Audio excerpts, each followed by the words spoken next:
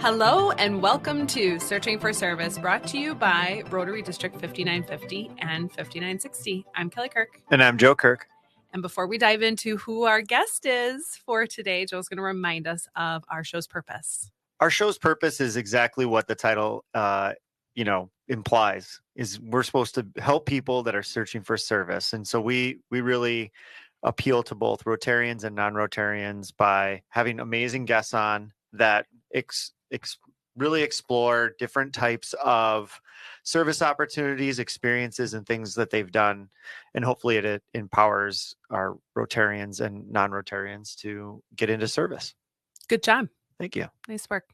So we have yet again another amazing guest by the name of Tammy Headrick, and she is the Executive Director of External Engagement for Matter.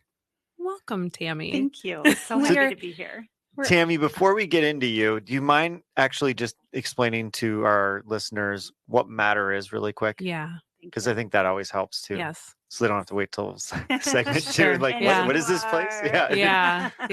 What exactly do you do here? Yeah. Yes. So our mission at Matter is basically to help people launch projects to improve communities. And that can look many different ways.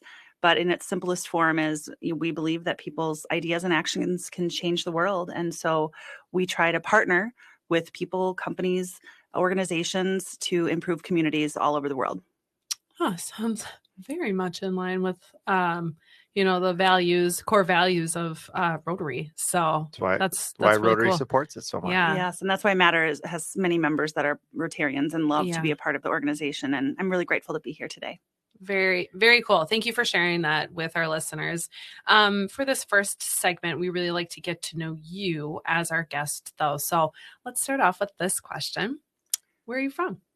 Well, I am a Navy brat. My dad was in the military and very proud of his service. But that led to me traveling in and out of the country in different locations and going to 14 different schools. So it's hard for me to say exactly where I'm from, but I was born in Virginia Beach and I have been in Minnesota for many, many years. I like to tease that I promised my parents as soon as I graduated high school, I was going to head back to the beach. Yeah. And yet here I am. I fell in love with this great state. Yeah, you really are. I mean, we've got land of 10,000 lakes, right? There is some beach, but it's not like being on the coast, right? But I love it. Every person from both the coast just rolled their eyes collectively, going, we've got lakes. Yeah, I know. So what was your favorite location that you went to school? I would say one of the hardest transitions for me was my junior year of high school in the fall. After school had already started, I transitioned we moved to Minnesota. My dad had gotten out of the military at that point, and my mom and dad were both from Minnesota, and so they wanted to come back home near relatives. And I went to Bloomington Kennedy High School. Okay. And transitioning any year was difficult in its own way and unique. Sometimes I was the fun new girl. Sometimes I was the new girl that was excluded. Sometimes I knew I would only be there for a moment and just kind of nose down, became academic. And other times I had a group that I was able to participate in. So that year was hard, but it opened up my exposure to dance team because on the East Coast, we didn't have that. And fell in love with, I was like, who do they think they are? The Rockettes? What are they kicking so much for? Fell in love with it. And that really expanded a lot of my life opportunities because of that transition. Very cool. Yeah. And that actually answered the question I was going to ask, which was, when did you transition here to Minnesota and how long have you been here? So thank you. Yeah. That's awesome. We were on the same wavelength. It's we cool. We sure were.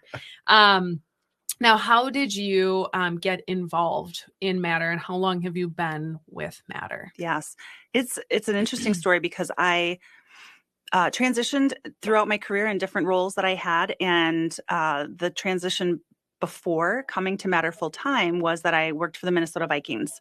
I was there for over 2 decades. And during that time, I took on the role of creating and developing our women's initiatives. Okay. And we wanted to find a community partner that we could work with. Our chief operating officer at the time, Kevin Warren, had a relationship with our president at Matter, Quentin, and introduced me. And we just had this wonderful synergy of being able to look at the community, look at needs, and how we could use Matter as our community partner with the Minnesota Vikings, and started doing projects together. So really, I was a partner with Matter through that corporate experience. Oh, okay. And after a few years of doing that, I was asked to be on their board of directors at Matter. So I served for 3 years on the board of directors. So I had an interesting transition going from being a partner and a volunteer, then being on the governance side with the board of directors. And now I'm not quite 3 years that I've been at Matter full time. And I came in when they were in the transition of taking their healthy food program, Matter Box, through a national expansion. It had been for 6 or 7 years, really a Twin Cities focused project, and they wanted to move it across the country. And so that was what I was tasked with when I first came to the organization. Very nice. Well, and we'll get into the Matter Box a little bit more later, because it is really cool program. And, you know, we've done Rotary projects there, going and packing boxes. It's a lot of fun, and it's a pretty cool program designed to really help a lot of people. Yeah, indeed. Go ahead. Kelly's looking at me. He wants to go 5 different directions. He's deciding. You know, kind of pivoting back to your career. So, like, what did you learn with the Vikings that really kind of catapulted you into the next phase in nonprofit organization? Yeah. So when you're part of the Minnesota Vikings, you're a part of the broader NFL, and you see the potential that you have when you have a platform and you have a reach to the state and to a brand affiliation. And you really start to understand, like, we need to do important things, and we have a responsibility to serve in the community and to make an impact. So through my career life, that was very evident. I also have, for many, many years, just been passionate about nonprofit in general. I was blessed to be Mrs. Minnesota America and International. And during that time, we were tasked with being a champion for a campaign.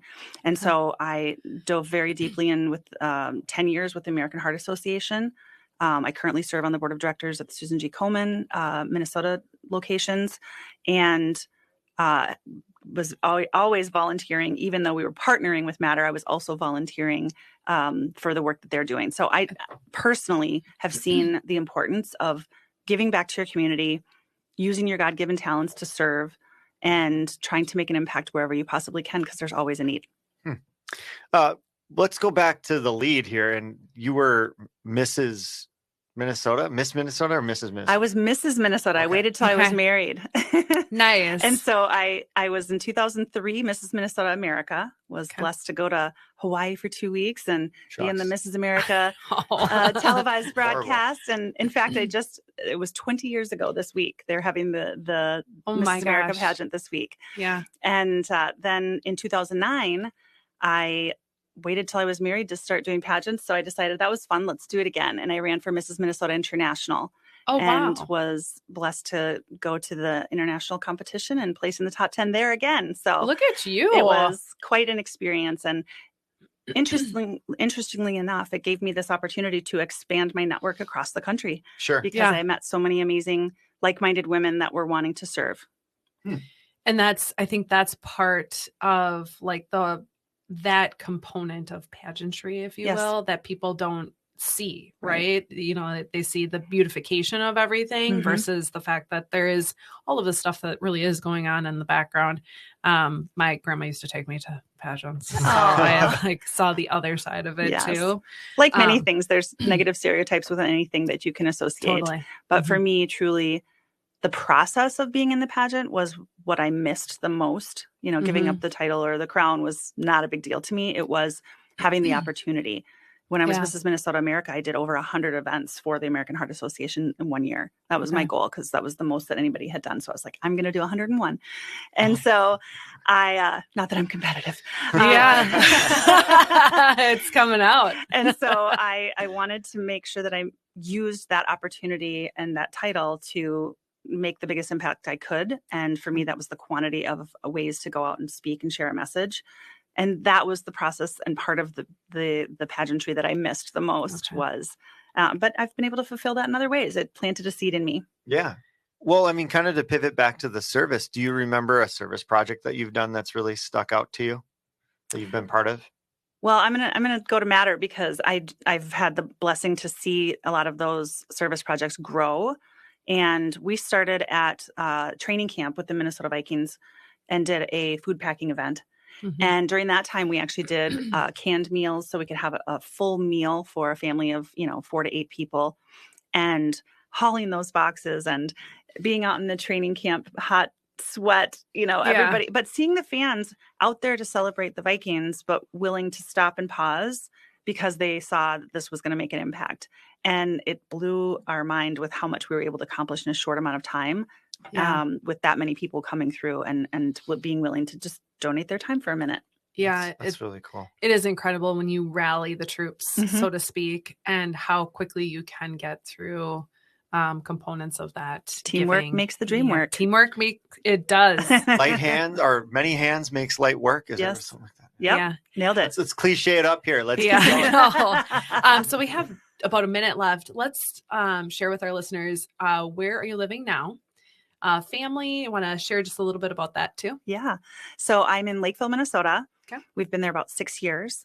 I have a blended family and we have 7 children. Holy smokes. Yeah. And I'm having a lot of transition this week because I had my youngest one just became 13. So I have no young ones. I have only teens and 20s now. Oh my gosh. We Not had cute anymore. a little sassy.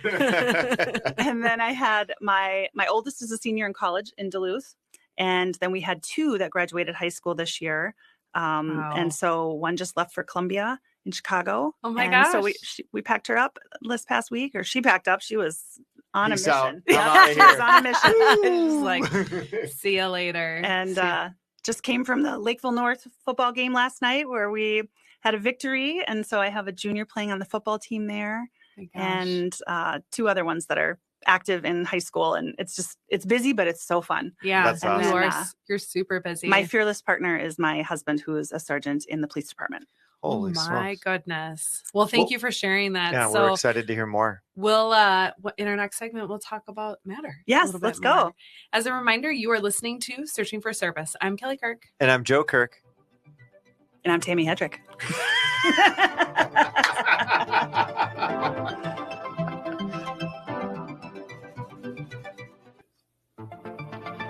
Hello and welcome back to Searching for Service, brought to you by Rotary District 5950 and 5960. I'm Kelly Kirk. And I'm Joe Kirk. As a reminder, you can find us on your favorite podcast platforms. And Yep. And definitely like, comment. And if you're looking for the show, Searching for Service. And it's something else to kind of hit on really quick is the show is looking for sponsorship. So if you have a business or you just have some deep pockets and you want to support a great show that's supporting service in the community and growing Rotary, contact us. We'd love to have you. we'll give you all the information.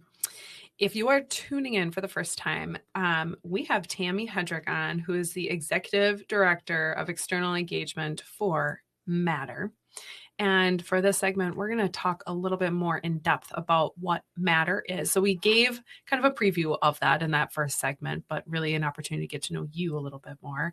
But let's remind our listeners, what is Matter? Yes. So Matter is a global NGO, and our mission is to help people launch projects to improve communities. And we do that in several different ways, and that's looked different over the years. But right now, we're really focusing in 4 main areas. That's going to be technology education. Okay. That's going to be in agriculture, hospitals and clinics, and healthy food. Okay. I would like to know, when did Matter start? Like, what was the evolution of Matter, the genesis Yes. of Matter? So it actually started out as Hope for the City. And I knew that. yes. I was like, I remember Hope for the City. And I was like, I know that there's a connection here. Yes, Yeah. about 20 years ago, Megan and Dennis Doyle, very successful community leaders and business entrepreneurs in the community, really saw that there was this excess. And they were commercial real estate owners and had a lot of friends that were like, hey, we have some extra Work for here. 'em. Can we? Did you? Yeah. Small world. I was like, commercial anything, Joe's going to probably know about it. Yes. His antenna went up. Yeah. And so they were helping their friends in the community that had excess and storing some things. And then they finally looked at each other and said, Why are we storing this? Let's repurpose this. And so I think that's where their passion came out of. They'd done a lot of international travel too. So they'd seen both here and overseas that there's a need and wanted to do good. And so 10 years ago is when Matter was officially formalized. Okay. And like I said, it's been evolving ever since. And really, it just still continues to come back to the core values that we have. We believe people's ideas and actions can change the world. And we want to engage people in that way. Are there certain areas of the world that you're focusing on? Yeah. So we're doing work in several countries right now. Oh, wow. But we have what we feel is kind of an incubator in Zimbabwe. We have employees on the ground there that are really rooted in the community, so they understand the societal, governmental needs of that area and challenges that come with working in a foreign country. But we've been able to not just go in, create a program and exit, but create a program, watch it, observe it, assist it, continue to grow it, refine it.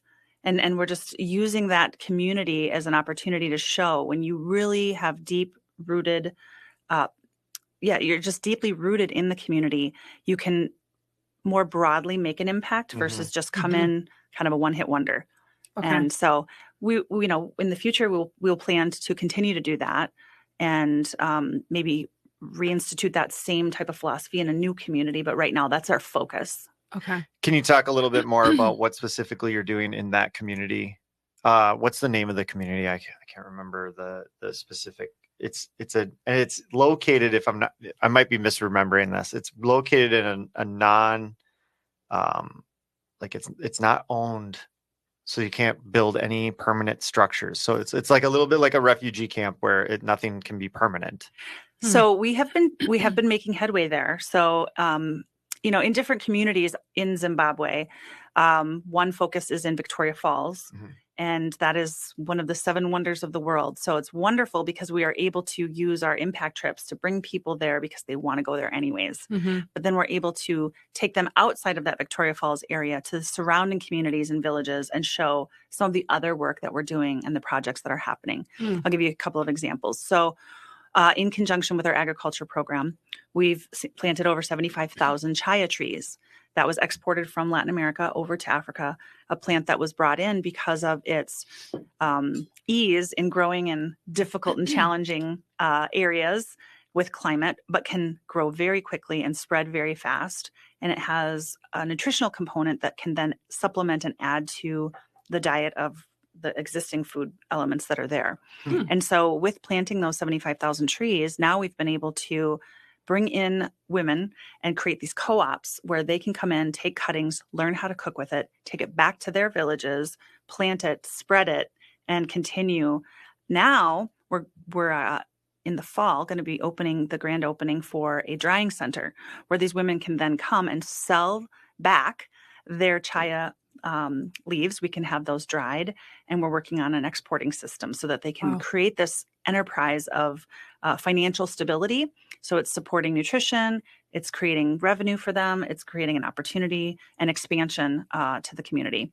And it's sustainable for the long haul. Right. Well, and what I caught beforehand was that you guys it's not like you just come into the community and go, here you go, this is what you're going to do. You're continuing to monitor that. What's the word I'm looking for? The success and opportunities. Something's going well or something's not going well. How can we fix that and continue to have that grow and grow and grow? And that's where that incubator comes from. It's like it's a baby to start. And sometimes it goes different directions, but we take it and we grow it to its full potential. And that's also happening with our innovation hubs. We've partnered with companies like Jamf and that fruit company that in technology. And so they are helping to position us where I think we have about a dozen of these innovation hubs around the world. And we have this opportunity for kids to come in that want to have job creation and learn. It's all self-intuitive learning. It's fascinating to watch, but they can learn to become, I'm going to probably use the wrong technical level, but level 3 computer coders through this. It's all self-taught. and they have a facilitator that's there to just manage the equipment, but they are able to get to a certain level. Now, what we found with that was they love their home. They don't want to leave. So now they're equipped for this job, but we don't want to have to send them and remove them from their families and homes. Sure. So we're opening a Career Readiness Institute. And in the meantime, we have another location called Shamwari. That's like a collaboration center that we built, which has turned into this beautiful place where community leaders and business owners and students all come together, and they just use this space to be around each other. And they're doing internships now through JAMF so that they can use that education that we were able to provide to them to prove themselves at a certain model. And we are then going to use the Career Readiness Institute to be a place where they can be housed to continue their career, and they won't have to be relocated. So it started out with just bringing them education and hopefully job creation. And now it's turned into, but that need is that they want to not have to be relocated. And so how do we solve that? And how do we continue to bring this in? And so it's exciting to see the organizations coming around that. Just like you solve one problem and then you got to tackle another one, and then another one, and then a different one. And then it's like, oh man, like this is life, right? Yeah. This is life. Yeah. I have teenagers. This is life. One problem solved, on to the next. Yeah, I'm sure. Yeah. So those are just two examples, but we have so many projects and programs like that in Zimbabwe that we're diving deep. And if I can even share one more, I am excited. I'm going actually over there for my first time. I was going to ask you if you had been over there or had been able to experience that. Yeah. So I was in Senegal last August. We have a professional athlete that we've worked with in an amazing way. We really are kind of his purpose agency for what he has a vision for. And he wants to build a hospital in his hometown. He's been 10 years in the NBA and been blessed and really wants to serve his home community. So I was over there for the groundbreaking of this hospital. He finally was able to get the land, work with the government, create the designs, the facility, get the approvals, long process, challenging process. And he was able to do the groundbreaking and is now in phase 1 of that development of that hospital.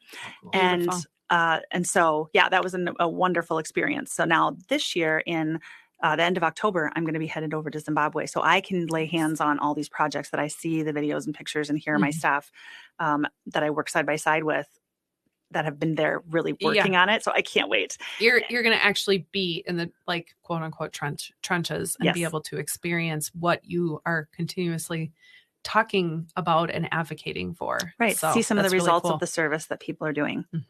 So I can't wait for that. And I was going to share a side project that just came out recently was we had some donors that wanted to go over and see the projects that were happening and see if there was any interest in what is already taking place. And there was a boxing gym that was kind of the local gym in Victoria Falls. So she wanted to go there and be able to get her workouts in while she was on her trip. But she realized that there were kids coming out from this boxing mat every night and staying in this little side shack. And again, I haven't been there yet, so I'm just sharing the story as I'm recalling it. But she just was inspired after that. Like, here's this great workout facility in the area that's dual serving purposes. And in order to be an orphanage, there are so many regulations and requirements and certifications that need to happen. And so she took that on as her project. And so we call it like a You Matter project, where people get an idea and they want to change the world. And they're like, I don't know how to do that. And we become their partner. And so that gym has been rehabilitated. There has been a whole housing area added on. So up to 20 kids now can be there. The owner, Tobias, and his family have taken on the calling that's been placed on them now to serve these kids. So they teach them boxing and get them healthy and working out. And then they live life with them and are giving them a safe, comfortable place to stay, because otherwise they would have nowhere to stay and they're just sleeping under a boxing mat after the evening hour shuts it down. So I can't wait to see it. That's incredible. And I love that you're sharing stories, and we're going to keep doing that into the next segment. Awesome. So thank you so much. As a reminder, you are listening to Searching for Service. I'm Kelly Kirk. And I'm Joe Kirk. Stay tuned for the next segment.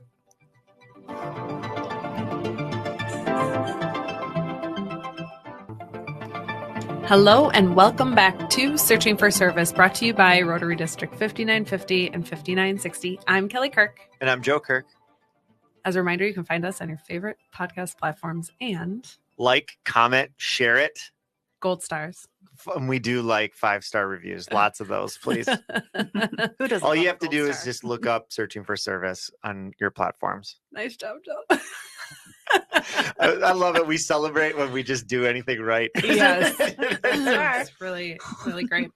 So if you are tuning in for the first time, we are in our third segment here with Tammy Headrick. She is the Executive Director of External Engagement with Matter. And so our last segment, we talked about the global touch for Matter, but there's a lot of stuff that's happening here stateside as well. Impact all around, right? So let's chat about the Matter Box. What is Matter Box, and what does that touch look like? That's one of my favorite topics about Matter. I get very excited about our Matter Box program. So we bring beneficial food to those in need.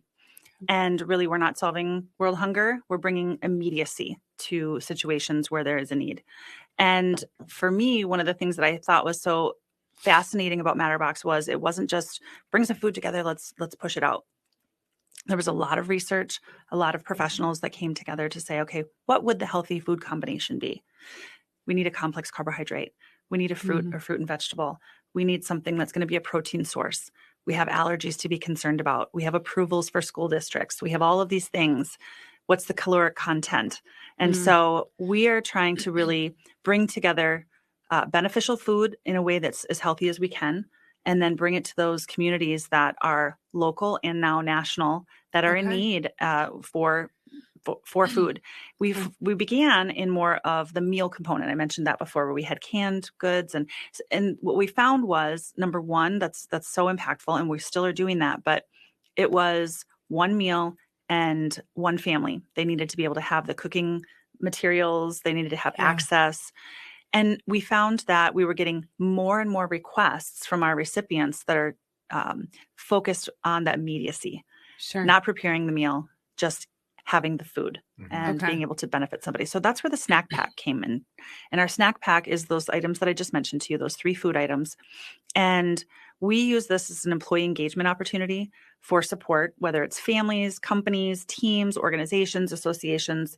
They get to get their hands on to the products in a side-by-side, shoulder-to-shoulder service element where they pack these meals in these snack packs, and then we distribute them immediately to those that are in need. And one of my favorite elements of it is the You Matter note, because we find that now you've solved a hunger issue for a moment, and what's next? And so the You Matter note has been in this since the beginning.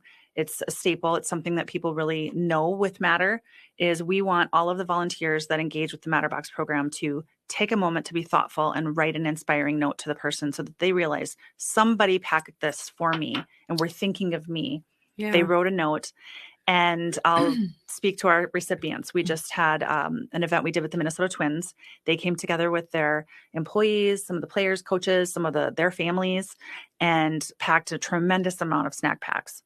And they benefited a local organization called JP4 Foundation. And he was sharing with me that the Matterbox snack packs have been delivered on an ongoing basis to JP4.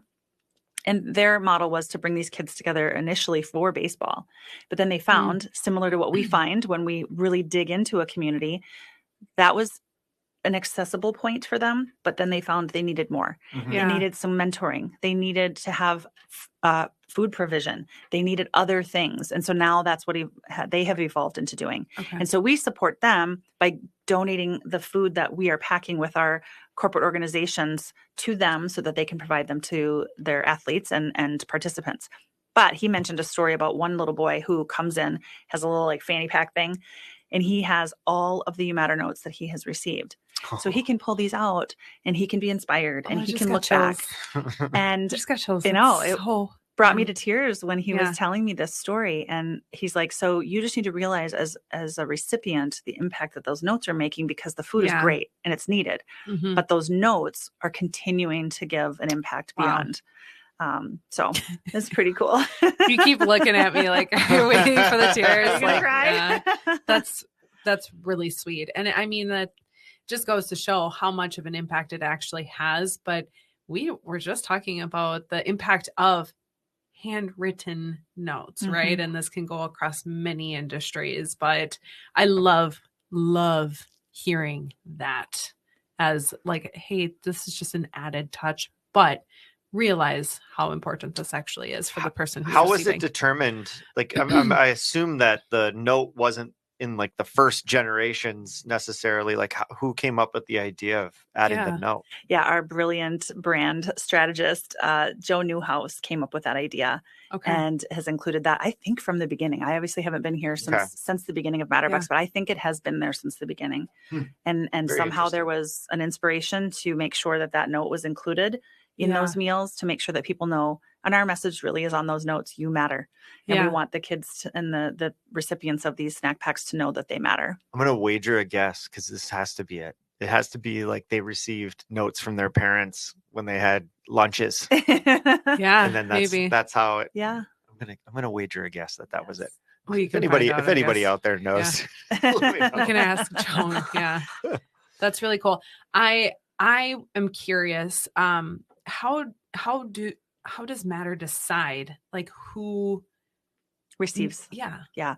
So unfortunately, the need is just continuing to grow, and as people become aware that we can be a service extension to what they're doing in their community, we just have people reaching out to us. But COVID was a blessing, I'll say, in that we were traditionally servicing the Twin Cities area. People would either come into Matter to pack in our warehouse, do this hands-on experience, have a competition, really be able to see Matter at our warehouse. Then we started being able to bring those kits into a workspace. So let's say Land O'Lakes, for example, we would bring in pallets of these food items. They would pack it at their establishment, and they might pick a local recipient like a YMCA near their corporate office. We would be able to deliver it and benefit them so that it's in their community or a specific demographic that they wanted to reach. Well, with COVID, obviously, we weren't doing hands-on volunteering. We weren't being able to get direct access to some of the groups that we wanted to be able to help impact. And we turned it into a hybrid model where you can come in, or you can host it at your workplace, or if you are work from home, we will just ship the whole kit to your home. So I used Discover. Everyone knows Discover. They had some employees that they were going to continue to engage with, but now from a remote standpoint with their offices. So we had 2,000 of these kits sent to each one of their homes. We hopped on a Zoom call, explained about who's mattered, why we were celebrating this day. I think they were honoring random acts of kindness, and they packed their kits while they were on this Zoom call all together from afar. But then we empowered them and we said, now turn around and look in your community. Your company has given you the volunteer time off to do this. They've provided all of these kits to be sent to you. Now they want to empower you to say who's in need in your community. And you get to decide who you're going to go benefit with these. And I've been doing this now for almost 3 years. I've never had one person call me and say, there's nobody in my community that's in need. But it has been interesting to hear people say, I thought I was just signing up for this thing. We were going to pack this food and I thought we would just ship it back to you. But the challenge of, I have to now look around and say, who is in need? Is it an after-school program? Is it a local association? Is it a religious affiliation? Is it my neighbor? Is it the homeless person I might drive past every day on the corner that I just keep these in my car and I every day say you matter and give them this snack pack? And that became part of this experience for them, engaging with their organization that they weren't expecting, and becomes really exciting. So now 2,000 communities were impacted by that one day instead of just one community. So it's pretty exciting to see the way that this can spread. And then we've had people say, I did this from Kansas City because of my employer that let us engage this way, but we want to do it for our birthday party. Can we order another kit? And we're going to have it for our kids. And we're going to do it this way. Or our family's going to do it for Thanksgiving. Or it's, National Philanthropic Day. We want to tie into this. And so it's spreading in this organic, beautiful way. Well, and that was going to be my next question is it seems like a lot of this is done on the corporate level or like organizations. But if, somebody wanted to do something like this on their own, they're able to do that. Yep. They would just go to matter.ngo right on the homepage. They can click Matterbox, and they will be able to have a kit shipped out for a donation to their homes, and they can do this in their homes. And all the instructions and everything they need is right there. Cool. So it can be one person, it can be 10,000 people. It doesn't really matter. We want to be able to help everyone take action. How cool is that? It doesn't have to solely just rest in a corporate, a corporation going, hey, we're going to do this, and ends up being so much more impactful than what they really think they're getting themselves into. It can be anything from like a corporate foundation saying, hey, we typically have a regulation of doing a certain donation this time of year. We need to do an activation. It's very corporate. They bring together their teams to accomplish this goal and benefit a community. But it also can be, we had a couple of seniors in high school last year that had a service requirement for their graduation, found us online and reached out and said, hey, we think this is really cool. We want to do this. So they fundraised, made the donation to Matter. They took these kits, packed them through their high school, and then found a recipient to donate those to. And so it helped lead them to being inspired to take action on their own. Yeah, good on them. That's really makes you think, like, how cool would that be to like institute into like birthday parties? Right. Like you do a service project as part of the birthday party, and then like I think of what is it, the early childhood development. You can donate them to them that that don't have the resources. Like, what a cool idea! Like, I think that's really cool how Matter and those Matter boxes can be like a component to something else. Like they link up with other types of organizations and other things. Right. And I think that's what makes that really powerful. Like, cause I mean, when we did the Matter box packing, it was a lot of fun. Yeah. That's wonderful. I am so curious about what the future is going to look like for Matter. So let's dive into that in this next segment. As a reminder, you are listening to Searching for Service. I'm Kelly Kirk. And I'm Joe Kirk. And we'll be right back.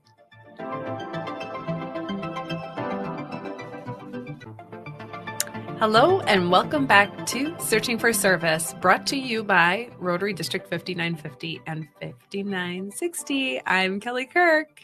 I'm Joe Kirk. As a reminder, you can find us on your favorite podcast platforms and like, comment, subscribe, 5 gold stars. Those reviews mean everything to us. And then look us up by inputting Searching for Service. It's very official. Inputting. Oh my God. Oh my gosh. Okay. Well, we clearly like to have fun on this show too. So it's not all seriousness. But if you are tuning in for the first time, we have Tammy Headrick on. I hope you aren't just tuning in for the first time, but if you are, Tammy Headrick is the Executive Director of External Engagement for Matter. And so we've talked about Tammy. We have gotten to know Matter. We have dove into the state impact, the global impact. Yes, you heard that right, global impact. But we always love to end our segment here talking about aspirations, what the future looks like for your nonprofit or whatever organization it is. And for you as well. And so let's actually start, Tammy, as the Executive Director of External Engagements. It's very official. It's a very official title. What could that potentially look like for you in the future? What are you thinking of when it comes to growth and opportunity? Well, first thing that comes to mind is that we are in a 3-year strategic plan right now. Okay. And so I was blessed to kind of come in right when they were launching that next 3-year phase. And so being able to be a part of the expansion of Matterbox, now getting to really have a hands-on view of the projects we're doing around the world, I feel like Matter is just becoming more and more ingrained in my vision for what I want to be able to help impact in this world. But that 3-year strategic plan is really dedicated and devoted to becoming a new model in the nonprofit space where we are self-sustaining. Okay. And we want to be able to create a social enterprise within our organization so that when we do have donations and donors that are inspired for action, that we can give as much of that money, if not all of that money, directly to the project, because we don't have to pay rent. We don't have to pay payroll. We don't have to do that, the things that we need to be able to sustain. And so the organization has been heavily working towards that through partly our Matterbox program, that because we have the corporate ability to bring in donations through that, And then the second part, which is really the largest part, is our 360 program. And Matter 360 is where we're repurposing for a purpose. Okay. And so I mentioned that we're building a hospital in Senegal right now. Mm-hmm. A big part of what we do around the world, we do this for, I think we have one in Congo right now. We have Malawi. We have all these different locations where there's hospitals and clinics that come to us to try to get medical equipment and supplies to outfit that hospital. So we take in donations around the country from hospitals and clinics that have fully functioning equipment, fully functioning supplies. They might be moving locations. They might be upgrading to a different, the latest and greatest X-ray machine came out, or they're changing brands for their facility. And so instead of that going into a landfill, like in the early days, it might have gone into a storage unit, like Megan and Dennis Doyle had. Mm-hmm. But now we take it and we find a home for it. We try to repurpose it to the end of its life. Sure. And so one stat I'll share with you is in 2022, nearly 3.5 million pounds were repurposed. Wow. So imagine the environmental impact. Yeah. And then it's also a benefit to these hospitals and clinics because they get a donation for the tax deduction for giving us a gift in kind. Their stakeholders are then excited about that impact from a tax deduction standpoint, but then also from an environmental standpoint. Sure. And then they're doing good with it by then having that equipment to someone who needs it, sent to be repurposed to its fullest. And the way that we're turning that into a social enterprise is by a small percentage, around 5% of that equipment is then resold. And that might be to hospitals that are doing training. Let's say they have a nurses training or a vet training, and they're needing those supplies to train with. They're not going to necessarily use it at all for any actual human consumption or participation, but it's just for training purposes. We're finding creative ways we have an expired medical store where people can, again, purchase those that are needed for this other work that happens in the world, and they wouldn't be able to have access to it. A lot of car seats in there. That doesn't fall on our medical list. But I hear you. The latest and greatest one comes up every single time, right? Yeah.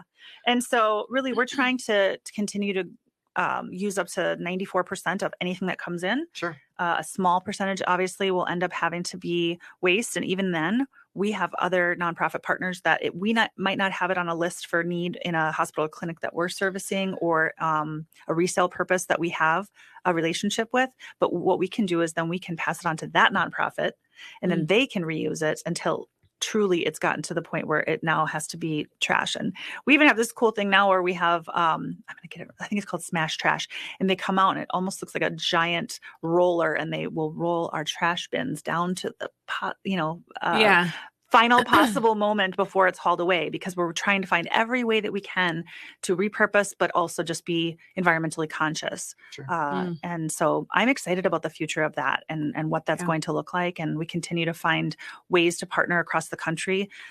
We have an employee in Florida. We have someone in Chicago. We have a relationship that we're building in Philadelphia. And so being able to expand the 360 program and help these organizations to repurpose the things that will. Well, and it just bridges the gap too, right? Like you think of some of these areas that have no medical equipment, let alone older or, maybe obsolete in our world. But in theirs, it's exactly what they need. And it's cool to be able to see that reused and repurposed, and some of something is better than all of nothing. Yeah. We just were giving a tour to somebody interested in our organization yesterday. And as we were going through the warehouse, one of the 360 crew members said, and here we've got some dental chairs, and here we've got all these hospital beds, and here we've got, and so we were talking about the dental chairs, and they're sending one over on a shipping container that's going to Zimbabwe this next round. And they were like, they didn't have one there. And they had a mission group that went over to do some work in the area. And in a short amount of time, I think they said they did 85 extractions. They're just sitting in a regular chair or standing or just sitting on a bench.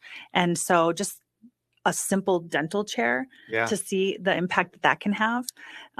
We had Methodist Hospital donated, I think it was 2 hospital beds that they were, just taking out of inventory. There was a pediatric and maternity ward in one of the hospitals in Binga, which is like a super remote area in Africa. And those 2 beds have now birthed I think it's 200 babies on them. Now these women aren't Wow. just sitting on the floor. And so we think of like medical equipment on this like high. I Wow. know, right? I Mama's mean, in the as- room saying, yeah. what? I know.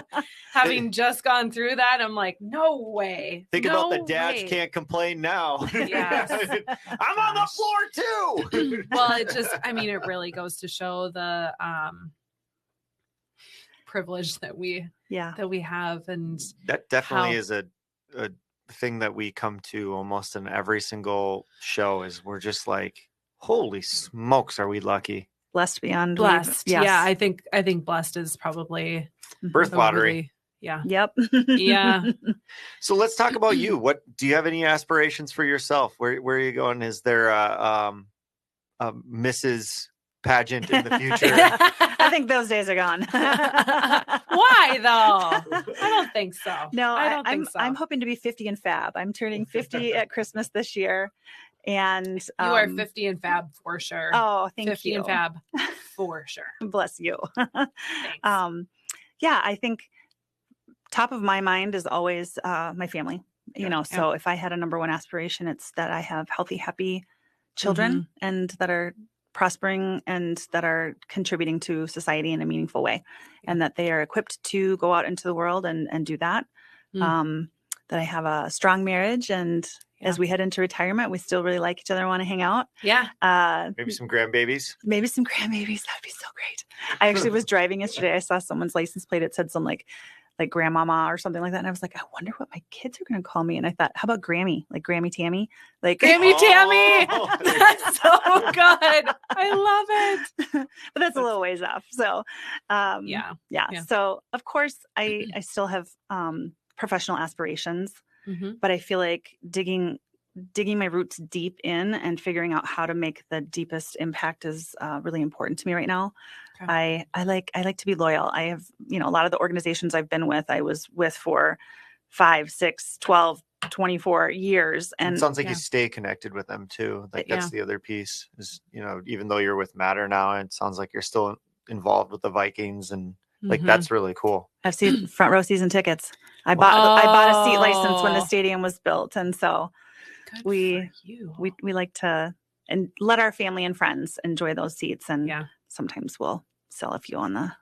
There you go. The price points right. Is that the Minnesota the Green Bay game? The Green Bay game we don't usually go to. Oh, you're like, bummer. Wait a second, we can fund our entire year. Yeah. So going back, I do have an entrepreneurial spirit. Yeah, that's good. You got to sell some of that furniture to fund everything else. You got to sell some of those things to keep those friends happy. Yeah. That's right. Tammy, it's been an honor to have you on True here. honor. It's been awesome. Loved hearing more about Matter and what they're doing, the impact that they're having here domestically, and then globally as well, and the aspirations and what the future holds too. So well, if you're searching for service, Matter is where you should come first. Love it. Thank you guys. Thank you. You are listening to Searching for Service. It's time to stop searching and start serving. See ya. Oh, there we go. See, piece of cake. Thank you, Good guys. job. Good job. You made that so easy. Well, thank you. Thank you. We enjoy making people feel comfortable